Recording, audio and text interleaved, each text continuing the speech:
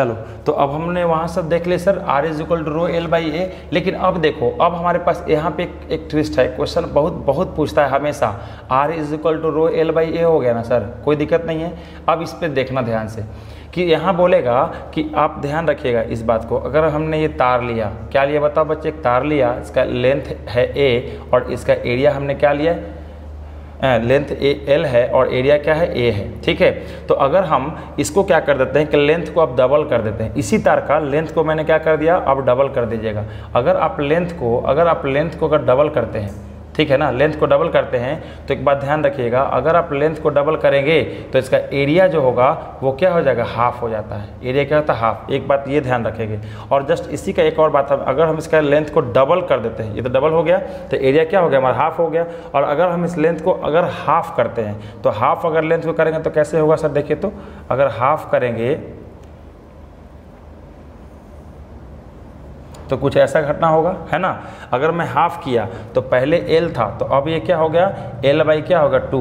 लेकिन अगर देखो एरिया, अगर गौर से देखोगे तो यहाँ भी एरिया यहाँ भी एरिया, तो एरिया क्या हो गया 2 टाइम्स बढ़ जाएगा। ये बात को नोट रखेंगे आप, हमेशा याद रखेंगे इसको कि अगर आप लेंथ को, किसी तार के लेंथ को अगर मैं दुगुना करता हूँ तो एरिया हाफ हो जाएगा, और अगर मैं लेंथ अगर हाफ किया तो एरिया क्या हो जाएगा डबल। ये बात को ध्यान रखेंगे। और इसी से आपको अब देखो कैसे क्वेश्चन पूछता है।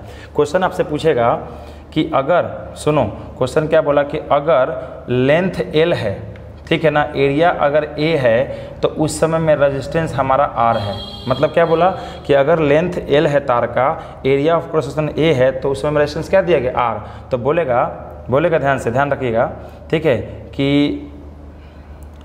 नहीं इफ़ का हटा दो इसको, अगर एल है ए है तो आर है, लेकिन तब बोल देगा अगर इफ़ लेंथ को क्या कर दिया गया, हाफ कर दिया गया, L/2 कर दिया गया। तो लेंथ को L/2 कर दिया तो बताओ उसका नया वाला रेजिस्टेंस को हम R डैश जो है वो क्या होगा, यही पूछा है आपसे। क्या बोले, लेंथ L है, गिवन आपका दिया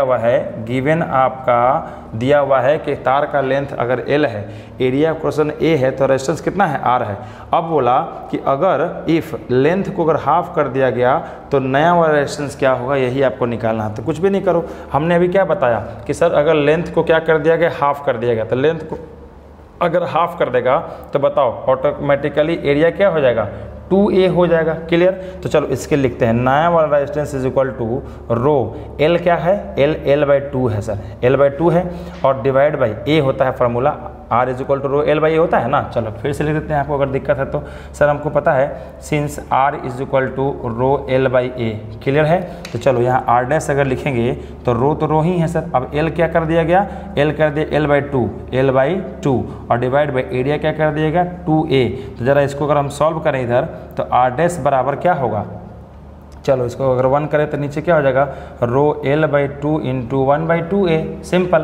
तो 2 2 जा 4 तो कितना होगा 1/4 और ये हो गया रो L और नीचे में क्या हो गया रो L/a। तो हमने एक बात को ध्यान से देखे क्या कि सर ये रो L/a तो R ही है, रो L/a तो R है, क्योंकि जब लेंथ L था, area of cross section A था तो रेजिस्टेंस क्या था R था। तो सिंपल, तो यहाँ पे मैं क्या लिख सकता हूँ, यहाँ पे मैं लिख सकता हूँ नया वाला रेजिस्टेंस इज इक्वल टू 1/4 और इसके जगह पे मैं क्या लिख सकता हूँ, यहाँ देखो कहाँ लिखे थे अभी, ये देखो resistance is equal to rho L/a। तो यहाँ पे क्या हो जाएगा सर, यहाँ पे मैंने R रख दिया, ठीक है। तो यहाँ पे हमने क्या देखा कि सर अगर लेंथ को हाफ किया जाए तो एरिया डबल हो जाएगा। उस केस में रेजिस्टेंस जो नया वाला होगा वो पुराने वाले रेजिस्टेंस का, ओरिजिनल रेजिस्टेंस का 1/4 टाइम घट जाएगा। क्लियर है। अब देखो इसी क्वेश्चन को दूसरे ढंग से पूछेगा, अब आपको चेंज करेगा कंडीशन। यहाँ पे लेंथ को हाफ किया था, अब एरिया को हाफ कर देगा। बोलेगा कि गिवन क्या है, गिवन है कि लेंथ L है, ठीक है, एरिया A है तो रेजिस्टेंस क्या है R। और अब क्या कर देगा कि एरिया को हाफ कर देगा। जब एरिया हाफ कर देगा, देखो ध्यान से, जब एरिया कहाँ गया, ये हाफ हो जाएगा तो लेंथ कितना हो जाता है 2 गुना। जब एरिया हाफ हो जाएगा, ठीक है, इफ़ एरिया को क्या कर दिया गया, बोलो एरिया को क्या कर दिया गया, हाफ कर दिया। तो जब एरिया को हाफ कर देगा तो लेंथ कितना हो जाएगा 2L हो जाएगा। तो बताइए इस केस में नया वाला रेजिस्टेंस क्या होगा, नया वाला रेजिस्टेंस क्या होगा? सिंपल, तो पहले इसका रेजिस्टेंस निकालो। Sir resistance is equal to rho L by A हो गया ना, उधर भी किए थे हम ये बात, ठीक है, ये ओरिजिनल है। अब देखो इसके लिए सर नया वाला रेजिस्टेंस इक्वल फार्मूला तो सेम ही है ना, रो एल कितना हो जाएगा? अब वो एल था पहले ए था, अब पहले एल था, अब क्या होगा 2L। तो क्या हो गया यहाँ पे क्या कर देंगे 2L डिवाइड बाई एरिया था पहले ए और अब क्या हो गया A/2, तो यहाँ क्या हो जाएगा A/2, ऊपर जाएगा 2 तो क्या हो जाएगा 2 2 जा 4 4 रो एल बाई क्या हो गया ए। यहाँ पे हमने देखा कि सर रो एल बाई ए क्या है, आर ही तो है, तो क्या होगा नया वाला resistance is equal to 4 times क्या हो गया ओरिजिनल रेजिस्टेंस। तो यहाँ पे हमने देखा दो कंक्लूजन यहाँ पे देखा कि अगर मैं लेंथ को हाफ करूँ, अगर मैं लेंथ को हाफ करूँ तो एरिया ऑफ ये लेंथ को अगर मैं हाफ करूँ तो रेजिस्टेंस जो है पुराना वाला रेजिस्टेंस का 1/4 हो जाएगा। और अगर मैं क्या एरिया को अगर मैं हाफ करूँ, ठीक है, तो नया वाला रेजिस्टेंस क्या हो जाएगा पुराना वाला का 4 टाइम्स बढ़ जाएगा। तो मैं इसी बात को कंक्लूजन में लास्ट में लिख देता हूँ ताकि आप कंक्लूजन में भी याद रखें कि अगर लेंथ को क्या किया गया हाफ कर दोगे, ठीक है, तो एरिया क्या हो जाएगा दुगना हो जाएगा। और एरिया दुगना होने से क्या होगा रेजिस्टेंस जो है नया वाला वो क्या हो जाएगा आपका रिड्यूस्ड 4 टाइम्स क्या हो जाएगा 4 टाइम्स क्या हो जाएगा घट जाएगा। एक बात पहला, दूसरा बात को कंक्लूजन में लिखूं कि अगर एरिया को आपने हाफ किया, एरिया का क्या हाफ किया तो लेंथ क्या हो जाएगा 2L, लेंथ क्या हो जाएगा बोलो, लेंथ क्या होगा दुगना हो जाएगा, ठीक है। और इस केस में नया वाला रेजिस्टेंस जो है वो क्या होगा इंक्रीज्ड हो जाएगा, इंक्रीज्ड 4 टाइम्स 4 गुना वो बढ़ जाएगा। ध्यान रखेंगे इस बात को, ठीक है। इस पे बहुत सारे बच्चे कंफ्यूज करते हैं कि सर क्या क्या है, इस बात पे हमको समझ में नहीं आता, तो आपको बहुत अच्छे से आप समझा दिए। और ध्यान से देखिएगा इसको, धीरे धीरे अगर आपको इसको देखने की कोशिश करेंगे तो आपको बहुत अच्छे से समझ में आएगा कि सर ये है क्या, ठीक है। और बिल्कुल आसान चीज़ है, कोई दिक्कत नहीं आता, ठीक है। तो अब अभी तक हमने बताया कि रेजिस्टेंस जो है वो 2 चीज़ पर डिपेंड किया, लेंथ और क्या एरिया। अब 2 और है उसके बारे में भी अब छोटा छोटा है, बस इंट्रोडक्शन उसमें है, बस देख लो ध्यान से। कि अब तीसरा बात क्या है कि रेजिस्टेंस जो है ना वो डायरेक्टली प्रोपोर्शनल टू टेम्परेचर होता है, ठीक है। देखो इसको अभी समझना है ध्यान से। टेम्परेचर बढ़ेगा, टेम्परेचर अगर बढ़ेगा तो क्या होगा जरा देखो, अगर हम टेम्परेचर बढ़ाएंगे तो क्या होगा सर, मान लीजिए कि ये मेटल है, क्या है, क्योंकि कंडक्टर क्या होता है मेटल, और मेटल्स में क्या होता है फ्री इलेक्ट्रॉन्स होते हैं, क्या होते हैं बोलो बच्चा, फ्री इलेक्ट्रॉन्स इधर उधर जो है ना मूव कर रहे होते हैं। तो जैसे ही टेम्परेचर को बढ़ाएंगे तो ऑब्वियस सी बात है इसका और काइनेटिक एनर्जी बढ़ जाएगा। जब हम इसमें टेम्परेचर को हम क्या करेंगे, टेम्परेचर को हम इंक्रीज़ करेंगे तो इसका काइनेटिक एनर्जी और क्या हो जाएगा बढ़ जाएगा। और काइनेटिक एनर्जी बढ़ने से ये और क्या हो जाएगा, इसका रैंडमनेस भी क्या हो जाएगा, इसका और इधर उधर मूव करने का जिगजैग रैंडमनेस जो है वो भी क्या हो जाएगा इंक्रीज हो जाएगा।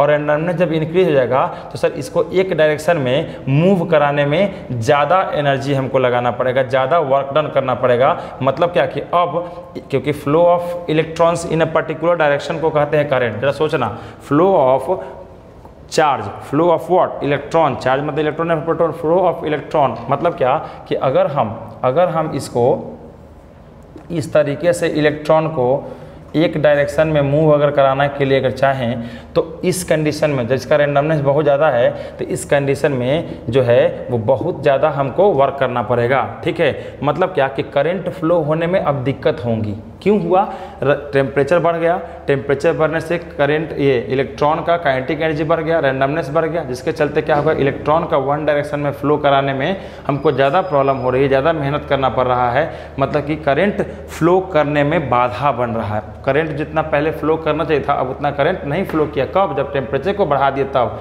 तो सर करंट को रोकने वाला प्रॉपर्टी के बारे में आपको बताया गया था, वही तो है रेजिस्टेंस। इसका मतलब क्या कि टेम्परेचर बढ़ेगा तो रैंडमनेस बढ़ेगा इलेक्ट्रॉन का, जिसके चलते रेजिस्टेंस जो है वो क्या हो जाएगा इंक्रीज हो जाएगा। इस केस में जैसे ही ये हुआ तो ये क्या हो गया, रेजिस्टेंस भी क्या हो जाएगा बोलो, रेजिस्टेंस भी इसका इंक्रीज हो जाएगा। क्लियर हो गया। ये था हमारा तीसरा जो फैक्टर जिसके ऊपर में डिपेंड करता है। अब 4th नंबर फैक्टर तो बिल्कुल आसान है कि रेजिस्टेंस डिपेंड करता है मटेरियल ऑफ कंडक्टर, या फिर क्या कर दो मटेरियल मीडियम पर, किस चीज़ से वो मिल के बना हुआ है उस चीज़ पर। तो सर मेटल का क्या होगा, सिंपल मेटल है धातु, तो मेटल का क्या होगा, रेजिस्टेंस क्या होता है बोलो, रेजिस्टेंस कम होगा। नॉन मेटल का बात करें तो नॉन मेटल का मेटल कुछ और है तो इसका रेजिस्टेंस ज़्यादा होगा। और सेमी मेटल या फिर इसी को कहते हैं मेटालॉइड्स, इसका रेजिस्टेंस जो है वो क्या होगा, बीच में होगा, इंटरमीडिएट होगा। क्लियर है हमारे पास, देखो ध्यान से, बीच में क्या होगा, सेमी मेटल से फिर मेटल का क्या होगा, इंटरमीडिएट होगा। क्लियर है, ध्यान से समझ में आया बच्चा। तो सिंपल सर हमने अब देख लिया कि सर 4 चीज़ पर डिपेंड करता है, 4 फैक्टर पर रेजिस्टेंस डिपेंड करता है। पहला लेंथ ऑफ कंडक्टर, दूसरा एरिया ऑफ क्रॉस सेक्शन, ठीक है, third number temperature and fourth number material medium पर। क्लियर है, चलो इसको फटाफट लिख लो, हम लोग जो है इसको अब रब करते हैं, आगे बढ़ते हैं, ठीक है, चलो।